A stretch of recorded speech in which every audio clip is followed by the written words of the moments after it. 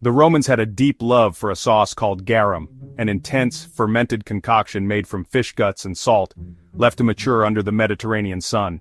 It might sound unappetizing to us today, but to the Romans, this was liquid gold. Garum was their ketchup, their soy sauce, their everything sauce. It was the secret ingredient that brought Roman cuisine to life, adding a punch of umami to every meal. They poured it on everything: meat, vegetables, grains, and even desserts. No dish was too sacred or too sweet for a splash of garum. Imagine drizzling funky, salty fish juice on your cheesecake or sweet pastries. It sounds wild, right?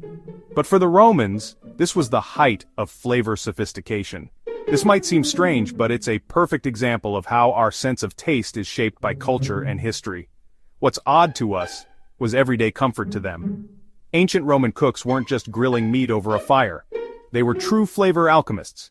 They experimented with spices, herbs, and sauces, always searching for new ways to create complexity and depth in their dishes. Their kitchens were stocked with treasures from across the known world.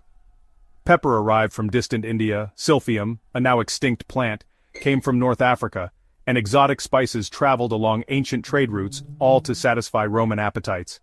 Roman kitchens were aromatic melting pots: cumin, coriander, fennel, and always the unmistakable pungency of garum wafting through the air. Every meal was a sensory adventure. So for a moment, let's set aside our modern packaged foods and familiar flavors. We're traveling back in time to bustling ancient kitchens and lively markets, tasting what the Romans tasted, or at least letting our imaginations savor those bold flavors.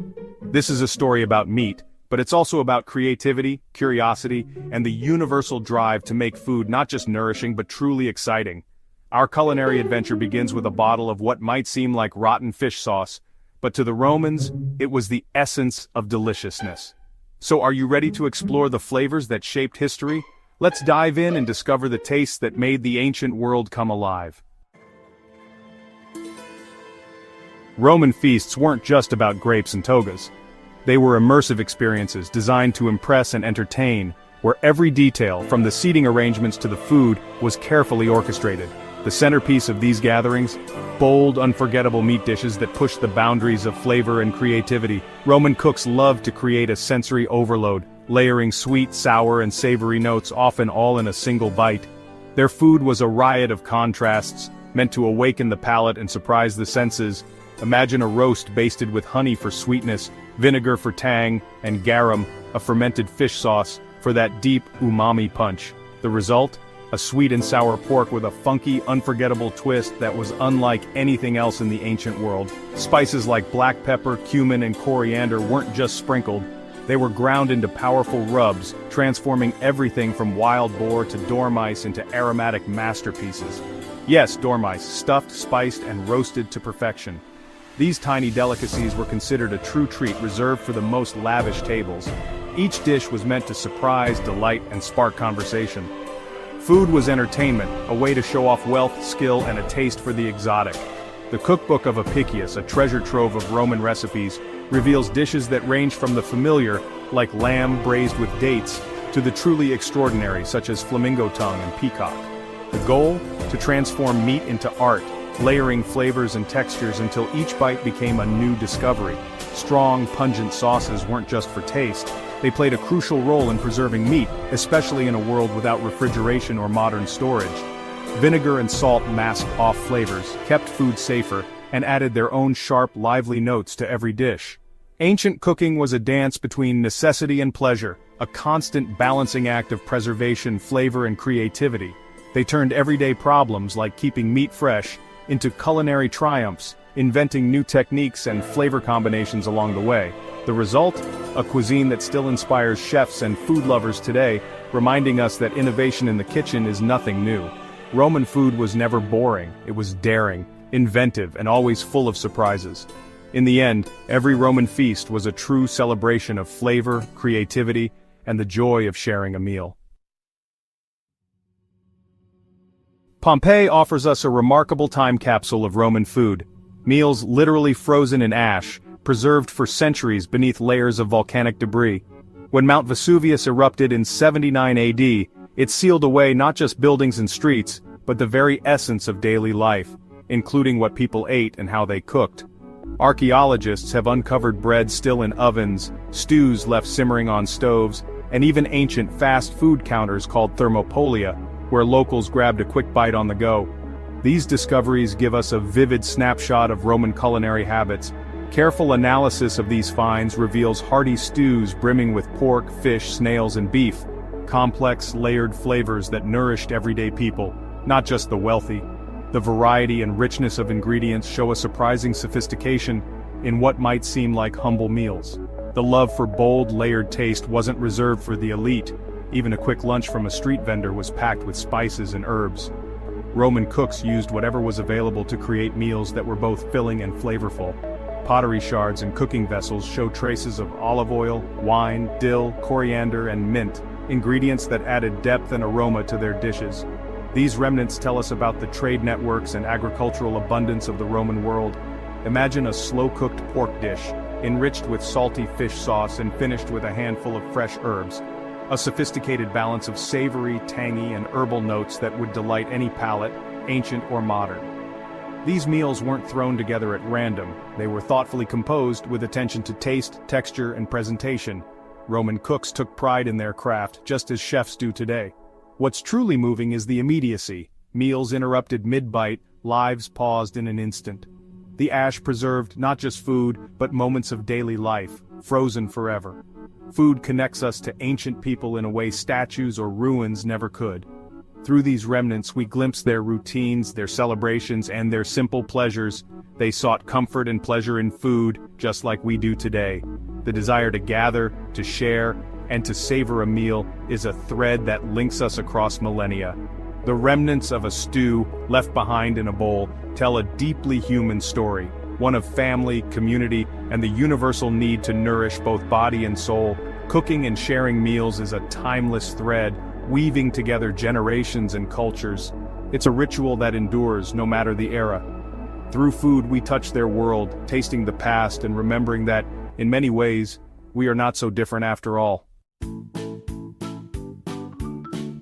In ancient Egypt, food was art and status. The wealthy enjoyed meats glazed with honey, creating crispy caramelized skins. Think ancient Peking duck. Garlic, onions, coriander, and cumin flavored their roasts.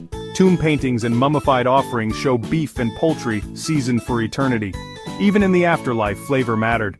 Their ingredients reflected the Nile's abundance: garlic, onions, dates, figs, and wild juniper. Honey was precious, a sign of wealth. Using it on meat was a statement. Egyptian food tells a story of sun, river, and the sweetness of life. Every bite was meant to be savored, in this world and the next. The Greeks took a different approach: simplicity and balance. For them, the best meat needed little more than olive oil, lemon, garlic, and oregano. Their food philosophy was about letting ingredients shine. Greek physicians like Hippocrates believed food was medicine, moderation was key. Heavy sauces were seen as unhealthy, simplicity was health. Grilled meats, cheeses, olives, and bread fueled lively conversation at the symposium. They mastered fire and smoke, creating juicy, charred meats, the ancestors of souvlaki. Nuts and seeds added richness and texture. The focus was nourishment, not excess. Greek cuisine was subtle, confident, and deeply influential. It's a tradition of health and flavor that still shapes the Mediterranean diet. Their legacy, balance, quality, and the joy of sharing food. Sometimes less really is more. In Han Dynasty China, a flavor revolution was underway. They balanced sweet, sour, bitter, salty, and spicy, but also mastered umami, centuries before the West. Their secret? Zhang, a thick, salty, fermented soybean paste, sometimes with fish or meat. It was an umami bomb, adding depth to stir-fries and braises. Imagine pork sizzling with ginger, scallions, and zhang, complex, mouth-watering, and deeply satisfying. Chinese cooks perfected stir-frying, steaming, and red braising, transforming tough cuts into tender feasts. Spices like star anise and Sichuan peppercorns created unique sensations. Meat was precious, so they used every bit. Thin slices, slow braises, and powerful flavors stretched ingredients further. Their cuisine valued skill and intelligence over expensive ingredients. Abundance came from technique, not quantity. This principle still defines Chinese cooking today. Ancient China, where umami was born. Ancient butchers offered a wild variety, far beyond today's supermarket fare. In Rome, the wealthy dined on peacock, flamingo, even stuffed parrot. Wild boar, goat, and mutton were staples, their strong flavors matched by bold sauces. Egypt's Nile gave cattle, geese, waterfowl, and fish protein for all classes. In China, pork was king, with every part used in ingenious ways. Chickens, ducks, lamb, and beef rounded out the menu. Ancient people ate locally, seasonally, and with curiosity. Dormice in Rome, snails in Greece, and a wide array of animals in China, nothing was off limits. This wasn't just survival, it was culinary exploration. Their adventurous palates put our modern choices to shame. The ancient menu was diverse, exciting, and full of surprises. Food was an adventure, not just a necessity.